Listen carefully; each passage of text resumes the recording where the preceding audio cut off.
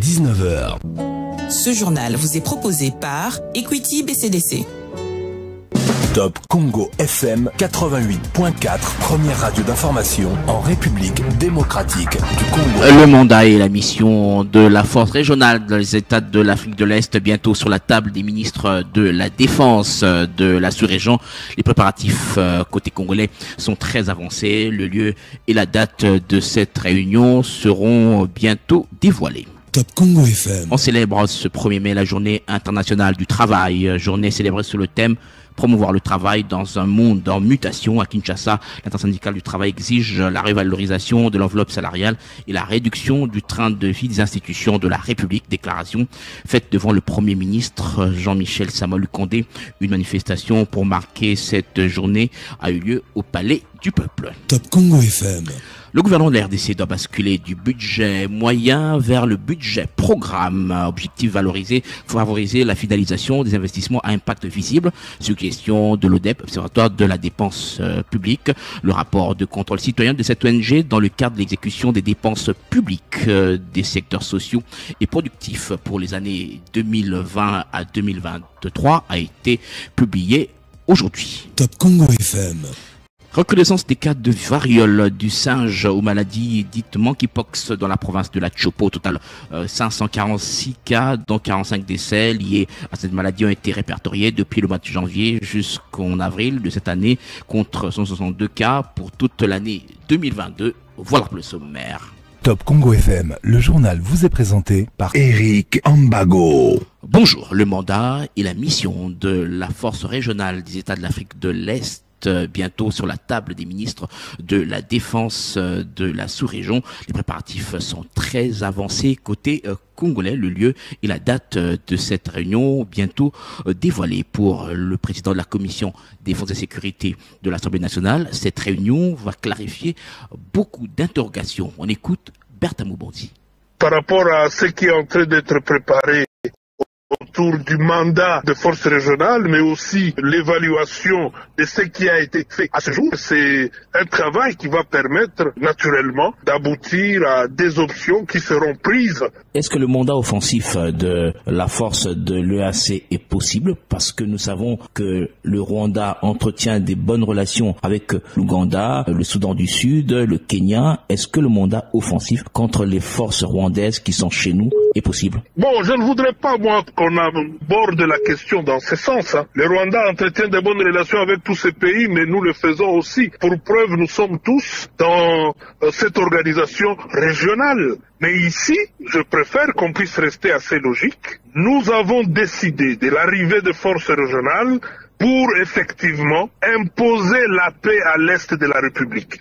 Et donc, une évaluation globale va toucher aussi sur le mandat, le rôle, mais aussi les réalisations depuis qu'ils sont là. Comment évoluent les préparatifs, les contacts à gauche, à droite? Ça évolue bien, les préparatifs de cette réunion importante? Ça s'organise au niveau du ministre de la Défense, le vice-premier ministre, ministre Jean-Pierre Bemba. Personnellement, je l'ai rencontré, on a eu une longue réunion.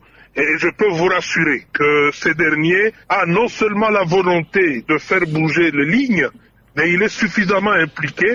Et personnellement, j'étais très impressionné par ce souci qu'il a de voir la situation être rétablie le plus tôt possible. Bertha Moubonzi, président de la commission défense et sécurité de l'Assemblée nationale. Pendant ce temps, la société civile du territoire de Lubero, Nord Kivu, est préoccupée par le kidnapping des agents de l'organisation humanitaire ex-EPR survenu dans le village Mabambi depuis le week-end dernier. Alors qu'ils étaient en pleine mission humanitaire, ces deux agents ont été amenés dans un camp des miliciens Maïmaï non identifiés au mont Muhola à l'ouest du territoire de Lubero. Georges Katsongo est président de la société civile du territoire de Lubero. Les acteurs humanitaires victimes de cette barbarie humaine ont été arrêtés, séquestrés et acheminés avec leurs véhicules dans une position installée à Vosanza, au pied du mont Muhola, par des éléments incrédules et sans pitié, alors qu'ils réalisaient des activités humanitaires en faveur de la population vulnérable dans cette contrée. La société civile du territoire de Lubero s'est joint au cri d'alarme de tous les acteurs sociaux, humanitaires et étatiques en vue du recouvrement de la liberté totale et sa condition de ces acteurs humanitaires et leurs véhicules bloqués durant leurs prestations habituelles qui a tourné à la tragédie. C'est pourquoi la société civile continue à réclamer avec accentuation aux leaders des groupes armés et à leurs collaborateurs à relâcher sa condition, ces agents et leurs véhicules capturés innocemment sur leur parcours ordinaire. C'était Georges Katsongo de la société civile du territoire de Lubero dans la province du Nord Kivu, avec plus de 500 morts depuis le 1er janvier. La question de la paix dans la province de l'Ituri, à l'instar de celle du Nord Kivu, doit être placée au premier plan des priorités du gouvernement. Sama Lukonde II plaide ainsi Aïe Idambito, coordinateur de la dynamique des leaders politiques et communautaires de la Grande Orientale. Celui-ci voudrait voir l'exécutif accélérer par exemple la mise en œuvre de la table ronde pour la paix convoquée par le président de la République, lequel avait désigné l'archevêque de Kisangani, Monseigneur Marcel Outembi, pour préparer ce grand forum. Aïe Idambito est au micro de Eric Lukoki. Nous venons aujourd'hui plaider vraiment au niveau du gouvernement de ne pas reléguer la question sécuritaire de l'Ituri en second plan, parce que comme vous le savez, les massacres continuent. Jusqu'au vendredi dernier, il y a eu encore des massacres dans certains villages au niveau du territoire de Djougou, et cela continue. Le chef de l'État, il y a quelques mois, désigné Monseigneur Outembi pour préparer et organiser la table ronde au niveau de l'Ituri entre les groupes armés, mais nous voulons quand même que maintenant que le chef de l'État donne le go, que le gouvernement puisse accélérer les choses dans la mise en œuvre de cette volonté du chef de l'État. Et aussi, nous demandons plus d'implication. Vous savez, ce qui se passe en Ituri implique autant de responsabilités sectorielles. On doit sentir beaucoup plus de solidarité, on doit sentir beaucoup plus d'engagement. Nous ne voulons pas tomber dans la tentation de normaliser, de rendre cette question ordinaire. C'est ça le plus grand danger. Vous le savez, depuis le 1er janvier 2023, à ce jour, c'est dans les 500 morts. À Bunia, on ne peut pas faire de cette question une question ordinaire, non. Aïe Idambito, le coordonnateur de la dynamique des leaders politiques et communautaires de la Grande Orientale. On parle politique à présent. Une transition avec Félix Tshisekedi comme chef de l'État est toujours envisageable, selon Eli Kapinde, président du Haut Conseil national de transition, qui s'exprimait hier au cours d'un meeting populaire organisé dimanche dernier à Limka, dans la commune de Kalamu.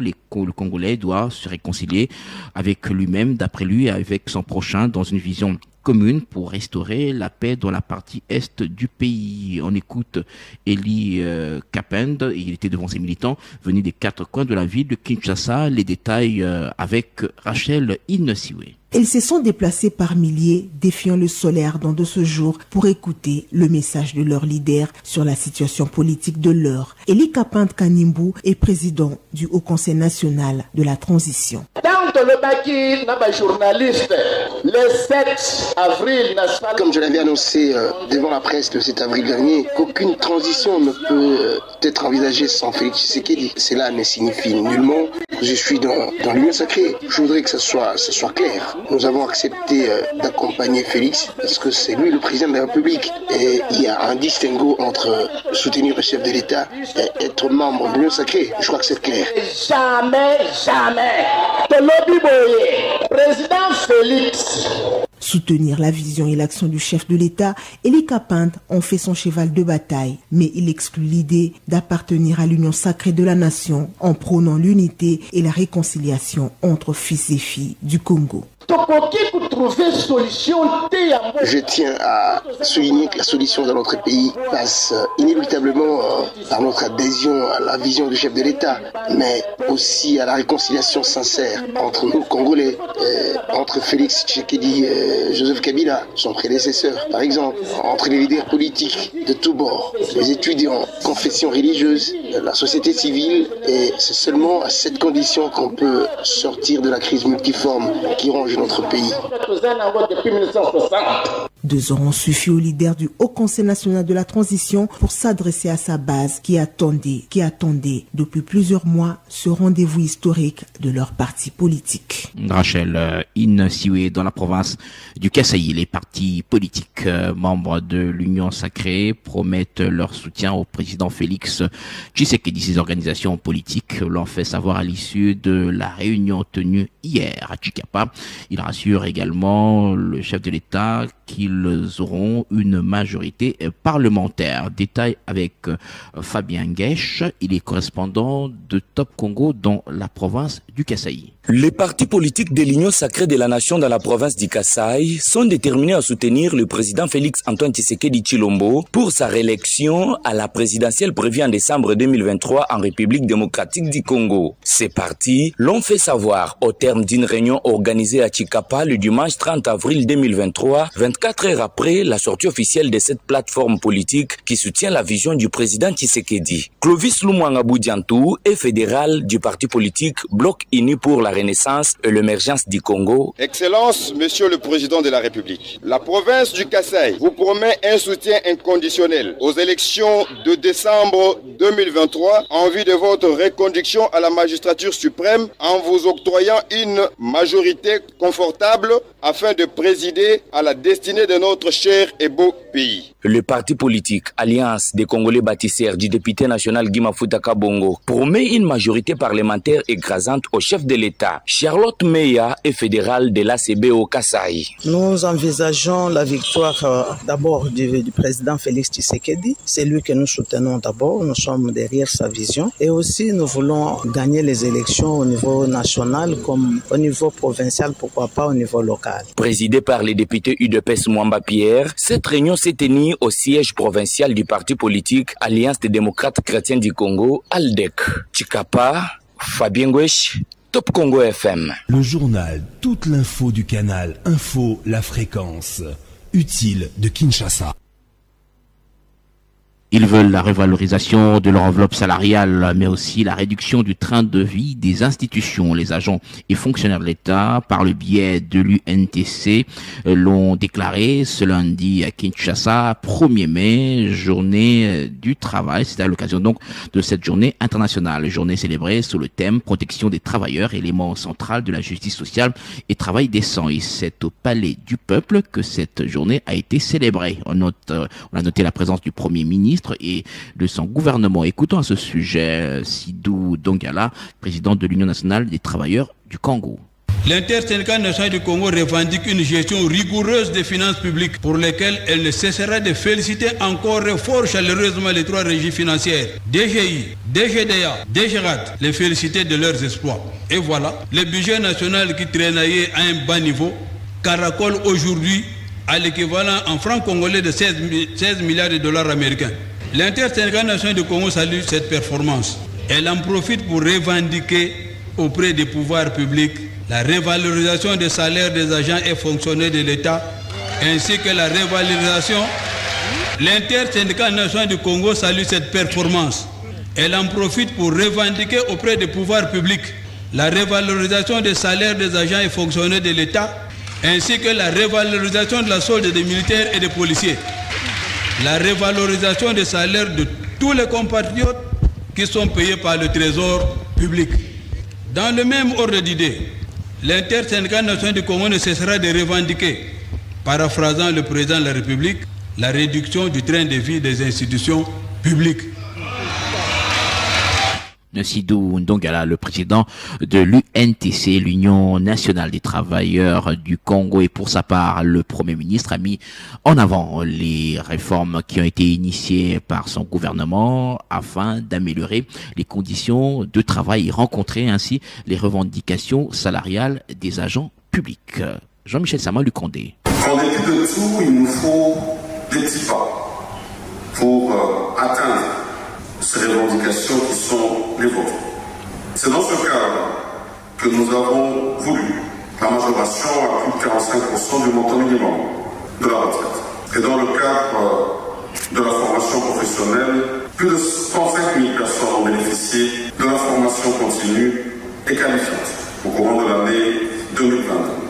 La redynamisation de l'inspection générale du travail par le recrutement de plus de 2000 inspecteurs et contrôleurs du travail afin d'assurer avec efficacité le respect de la réglementation en matière de travail. La création de près de 21 300 emplois par le programme cadre de création d'emplois et des revenus procède en cycle. Le processus de mise à la retraite qui se poursuit avec succès en vue du rajeunissement de l'administration publique. Et ça, c'est l'un des programmes sur lesquels nous sommes engagés, qui ne s'est plus fait depuis plusieurs années et que nous tenons à terminer sans désemparer.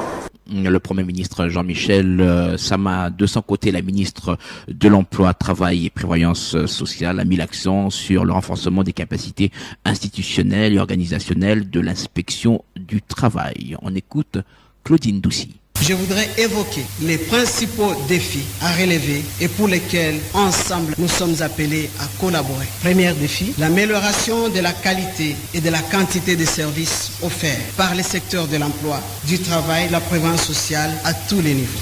2. Renforcement des capacités institutionnelles et organisationnelles des administrations nationales et provinciales de l'emploi, du travail, l'inspection du travail et la prévoyance sociale. 3. Le renforcement du cadre institutionnel de coordination et d'évaluation dans les secteurs du travail, de l'emploi, de la formation professionnelle, de l'inspection et de la prévoyance sociale. La réduction des inégalités du genre, la promotion du leadership de la femme et sa participation dans les instances de prise de décision. Ensuite, l'élimination des violences basées sur les genres dans les milieux du travail, le renforcement du pouvoir économique de la 5, la mobilisation des ressources pour entreprendre les interventions susceptibles de relever les défis du chômage des jeunes en améliorant la qualité et l'éducation de la formation professionnelle. Claudine Doucy, ministre en charge de l'emploi, travail et prévoyance sociale. Et le gouvernement de la RDC doit basculer de budget moyen vers le budget programme. Objectif à favoriser la finalisation des investissements à impact visible. Suggestion de l'ODEP, Observatoire de la dépense publique. Le rapport de contrôle citoyen de cette ONG dans le cadre d'exécution des dépenses publiques des secteurs sociaux et productifs de 2020 à 2022 a été publié lundi. Pour le président du conseil d'administration de l'ODEP, les secteurs pro-pauvres sont négligés dans l'exécution du budget. On écoute Florimond Mouteba. Ces secteurs-là, protection sociale, infrastructure, sont restés, parce que c'est là-dessus qu'on a accès au rapport, sont restés les parents pauvres complètement de l'exécution des budgets. Évidemment, on constate toujours les phénomènes de dépassement budgétaire qui accompagnent la gestion du budget durant ces 3 dernières années. Les dépenses sont plus orientées vers quel secteur? Les dépenses, en tout cas, sont concentrées vers les institutions, que ce soit les secteurs productifs ou les secteurs sociaux, n'ont pas bénéficié vraiment de l'attention ni du gouvernement, ni même des parlementaires qui sont l'autorité budgétaire. Au moment où le budget passe dans les écofines, on n'a pas vu beaucoup d'aménagements, beaucoup d'améliorations. En lisant votre rapport, vous suggérez que l'on passe du budget moyen au budget programme. Oui. Qu'est-ce que ça va changer finalement? Le projet public a toujours le cycle d'un projet public est toujours normalement de 3 ans. Et donc, si dès le départ, les programmes d'investissement public sont faits en tenant compte de cette réalité-là, d'abord, il faudra que ces programmes-là soient faits correctement, ce qui est encore un problème aujourd'hui. Alors, c'est que le budget d'une année ne sera qu'une partie du budget programme, la première année du budget programme. Et en ce moment-là, je pense que les programmes seront mieux gérés. Florimond Mouteba, le président du conseil d'administration de l'ODEP, Observatoire de la dépense publique, qui a publié son rapport à l'occasion de la fête du travail. De son côté, la direction générale des recettes de Kinshasa a choisi cette journée du 1er mai pour poursuivre la campagne de sensibilisation sur le civisme fiscal auprès des différentes entreprises locales. En marge de la journée dédiée à la fête du travail, les employés de la DGRK ont ainsi livré un match de football de loisirs afin de briser la glace entre la régie financière et les assujettis. C'est ce qu'explique Eddy Foumou-Poko, directeur général de la DGRK. Il est au micro de Rémi Moulingati. Cette rencontre d'aujourd'hui, comme vous le savez, la journée d'aujourd'hui est consacrée essentiellement aux travailleurs. Voilà pourquoi nous avons estimé qu'il était opportun que notre régie puisse jouer un match de football de loisirs contre l'équipe de Publi 7. Nous venons d'assister à un match très important. Nos joueurs ont été à la hauteur. Malheureusement, comme vous le savez, dans le football, il y a 3 scores.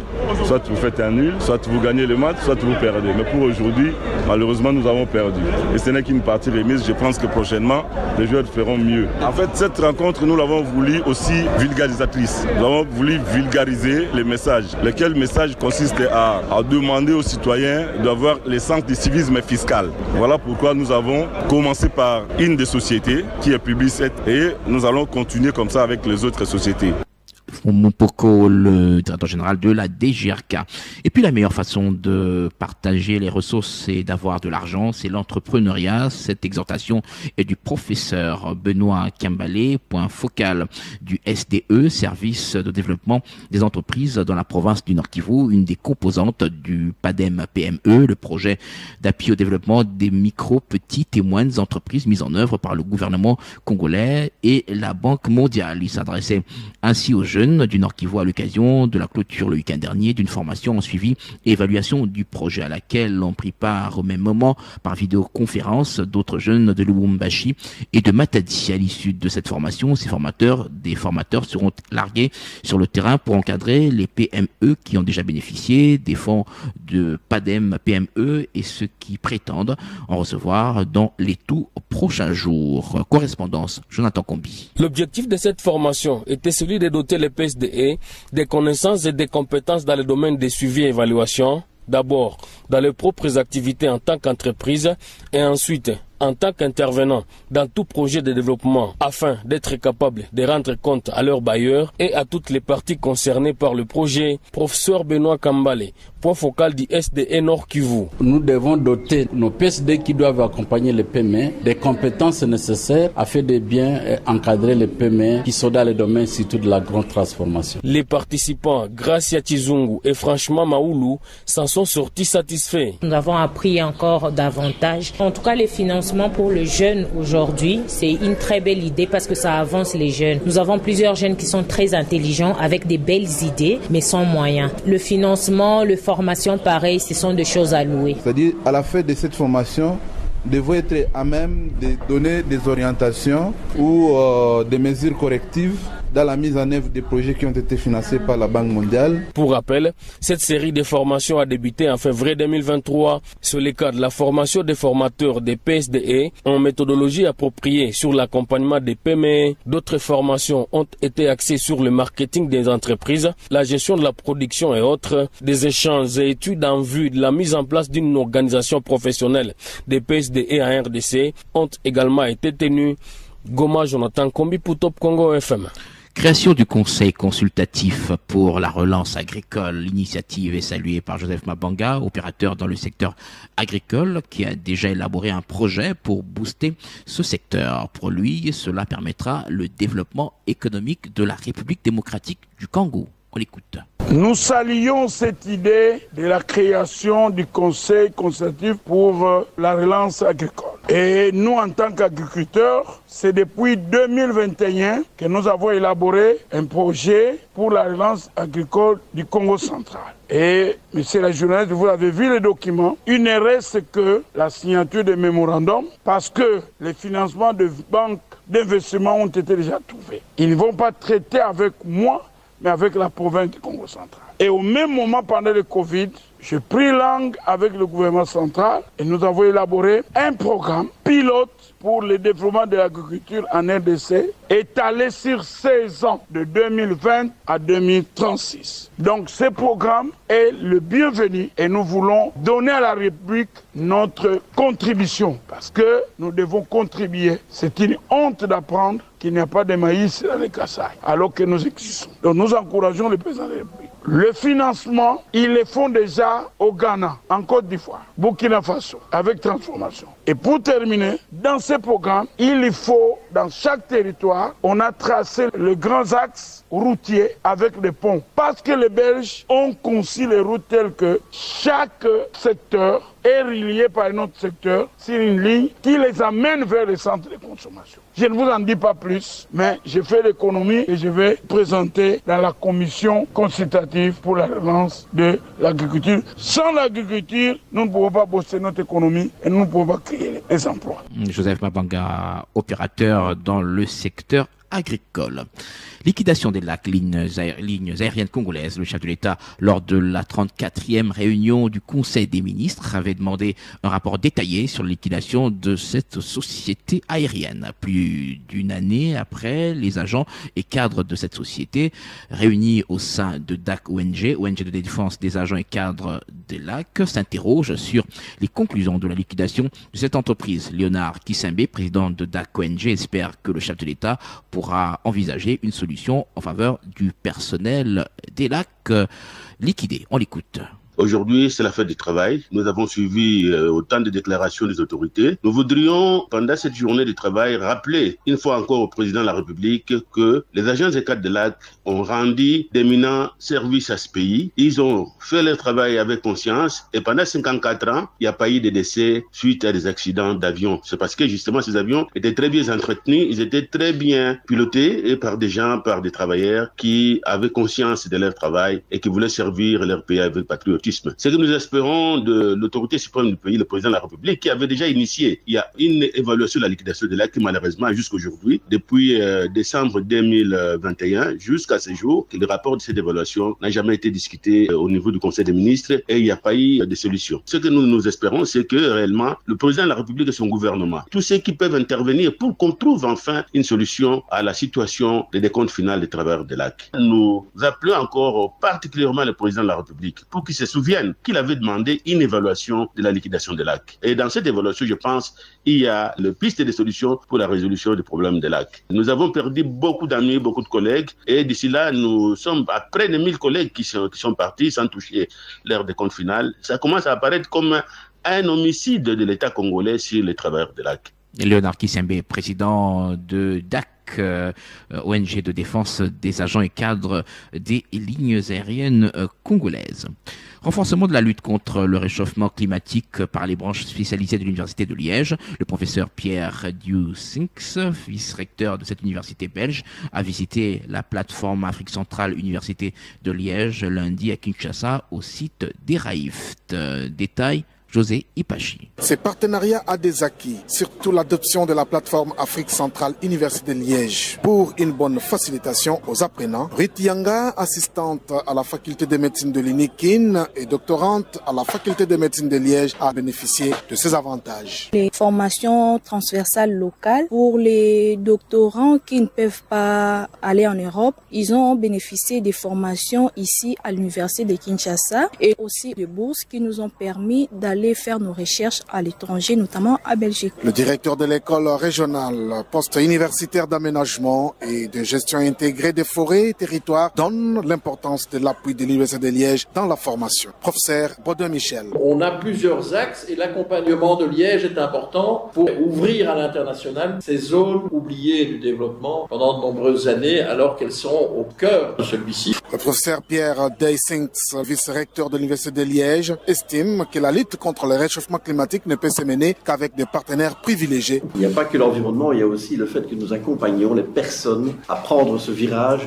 très difficile qui nous attend. Les autres difficultés étaient probablement très mineures par rapport au changement climatique et au changement environnemental qui est devant nous. Et mon ambition, c'est de proposer votre université, le centre, comme un des partenaires privilégiés de notre université. Le professeur Pierre Duysinx a aussi planté un arbre dans l'enceinte d'Eraïft.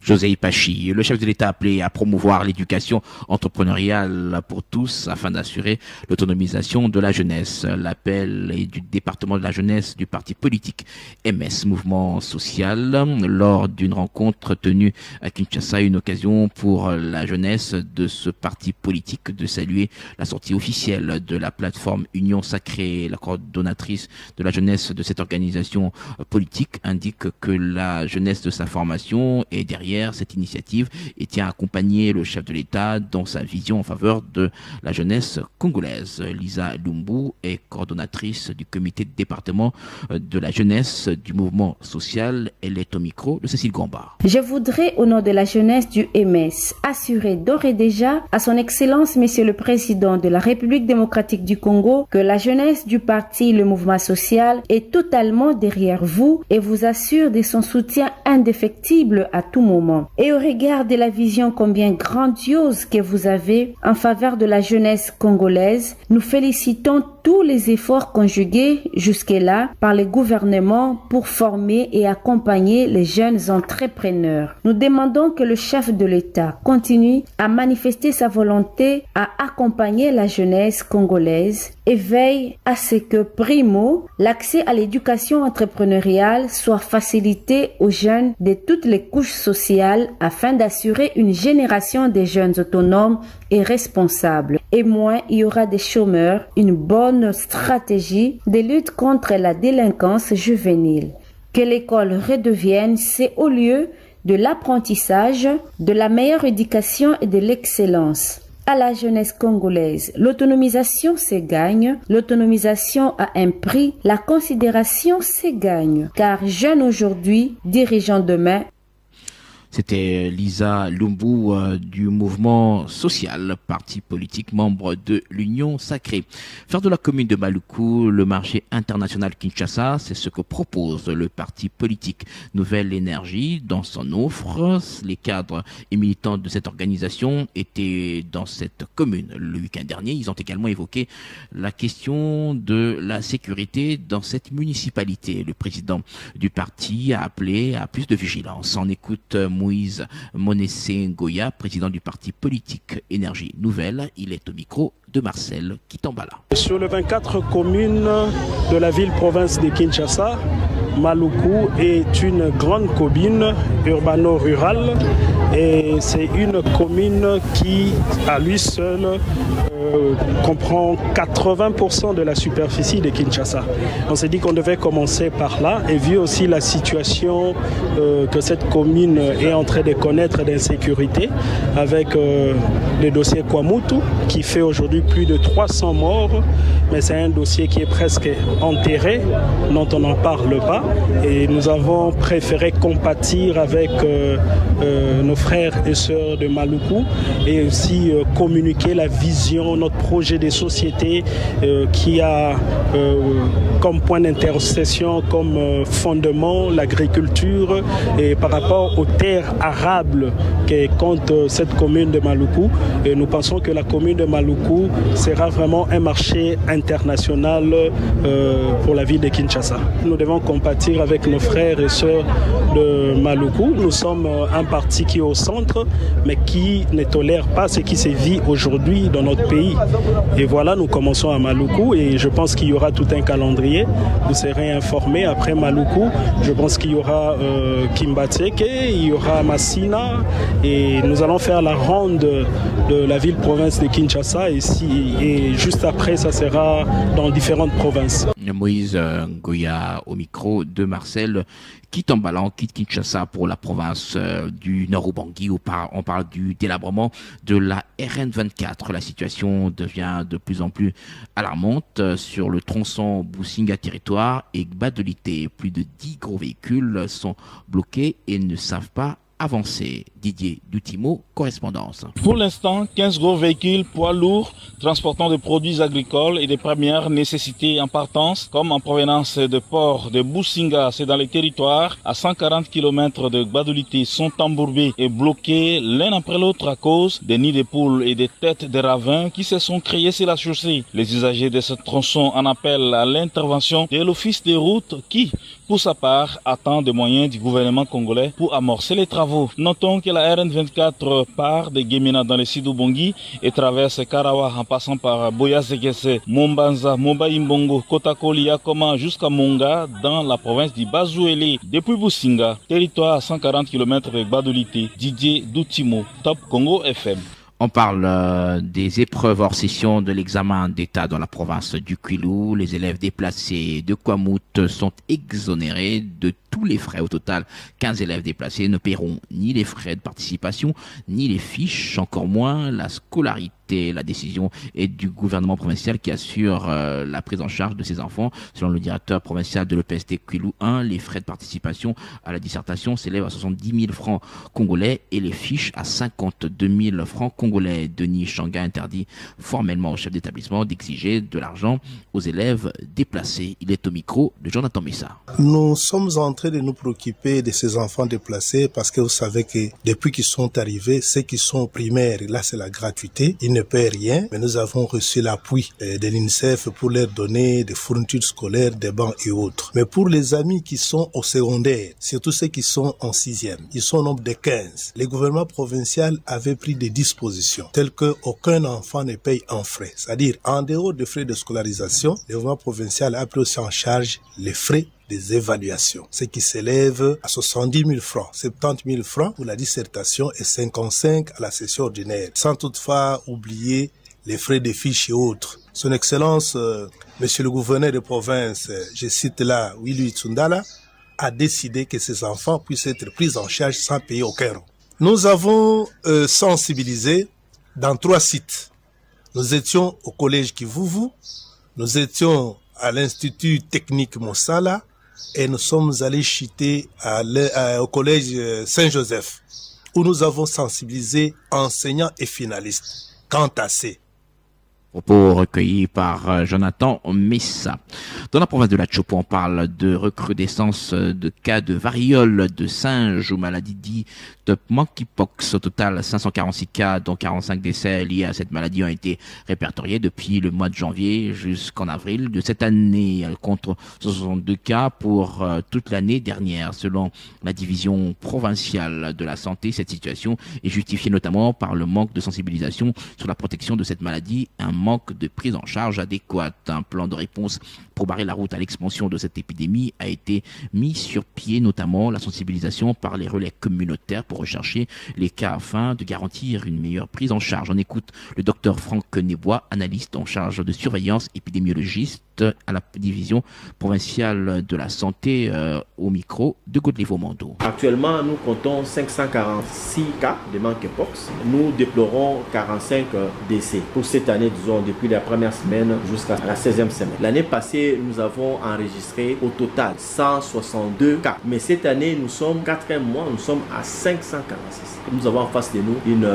réelle épidémie. Il y a même des zones de santé dans la ville de Kisangani qui ont notifié des cas. Il y a Lubunga et il y a Kabunda. Il y a des cas suspects qui ont été notifiés par la zone de santé de la Chopo, ici sur place en ville. En termes de nombre de cas, nous occupons la 2e place après les Sankourou. Et en termes de létalité, c'est que les décès liés à cette maladie, nous occupons pratiquement la 1re place. Et on n'a pas croisé les bras. Nous avons élaboré un plan de réponse. Il y a des activités en rapport avec la surveillance, en rapport avec la prise en charge de ces cas-là. Il y a des activités par rapport au diagnostic. Il y a des activités en rapport avec la prévention et contrôle de l'infection. Comme le nom même l'indique, la variole des singes. Et là, ça s'est transmis à l'homme. Et l'homme contacte cette maladie en entrant en contact avec des animaux malades. Mais il y a aussi la contamination secondaire, où l'homme transmet à un autre une transmission interhumaine. La première prévention, comme le lavage des mains, il y a aussi cette sensibilisation-là contre les manipulations des cadavres des animaux. Si on s'abstient de tout ça, on va être vraiment à l'écart de cette maladie-là. Docteur Franck Nebois, analyste en charge de surveillance épidémiologiste à la division provinciale de la santé de la Chopo. On va terminer avec cette information en religion. 29 ans d'existence mérite d'être célébré comme il faut. L'église La Louange a célébré avec faste cet anniversaire. C'était dans un culte organisé à ce sujet, durant lequel le visionnaire Abraham Galassi a exhorté ses fidèles par son témoignage sur le début de son ministère. Gino Réma Bouera de Charisme. Tout s'est passé au siège central, sur croisement, avenue Kandakanda et Chaba, dans la commune de Kasavubu. Les serviteurs et servantes des dieux de cette église ont répondu en masse à cette grande célébration où louange, adoration et remerciements à Dieu étaient au rendez-vous. Le pasteur Abraham Galassi est le représentant légal de cette église. Et j'ai entendu le Seigneur me dire, me poser la question suivante. Est-ce que tu peux prendre soin d'eux? et je pleurais devant la monstruosité de l'handicap des personnes. Et je dis au Seigneur, oui, je dis oui. Et j'ai entendu, tu seras ordonné. Je parle à quelqu'un. Après cela, j'ai cherché des handicapés. Je ne les ai pas vus. J'ai plutôt vu des gens bien habillés. Le Saint-Esprit m'a dit, tel que vous les voyez là, chacun a un handicap. Ne les voyez pas bien habillés. Ne les voyez pas bien parler français. Considérez pas leur niveau intellectuel. Tu as accepté de t'occuper d'eux. Prends soin d'eux. Et je suis dans la joie aujourd'hui d'avoir transformé les handicapés en pasteurs. L'orateur du jour, le docteur Robert Quinn, a prêché sur le thème « Écoute ». Ô Église la louange, thème qui a tiré son inspiration dans les livres des Deutéronomes à son chapitre 6, versets 1 à 6 et les versets 13 à 19. Partant de ces textes, l'homme des dieux va exploiter toute la prédication en signifiant que Deutéronome est un livre de renouvellement d'alliance avec Dieu. Au cours de la même cérémonie, l'Église a donné à celui qu'elle a nommé visionnaire des fleurs pour avoir tenu bon pendant 29 ans, malgré les moments difficiles, dit-elle. C'est dans une ambiance chrétienne que cette célébration a pris fin.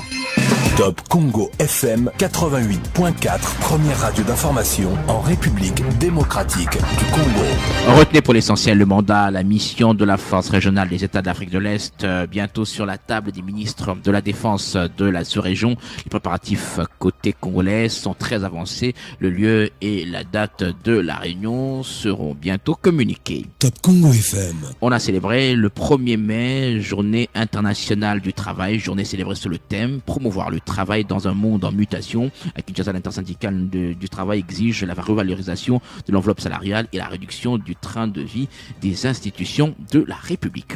Top Congo FM. Le gouvernement de la RDC doit basculer du budget moyen au budget programme. Objectif, favoriser la finalisation des investissements à impact visible. Suggestion de l'ODEP, Observatoire de la dépense publique. Top Congo FM.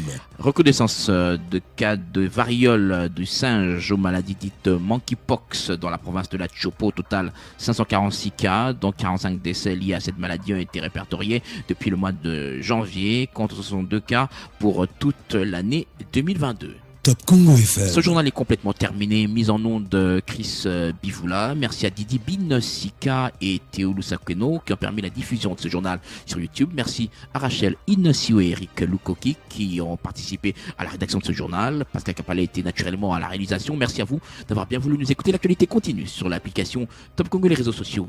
À très bientôt. 5 éditions, 18 bulletins d'information. Top Congo FM 88.4, première radio d'information en République démocratique du Congo. Une rédaction en contact permanent avec ses auditeurs. 080 812 812. Information avec Top Congo FM 24h sur 24, 7 jours sur 7. Ce journal vous a été proposé par Equity BCDC.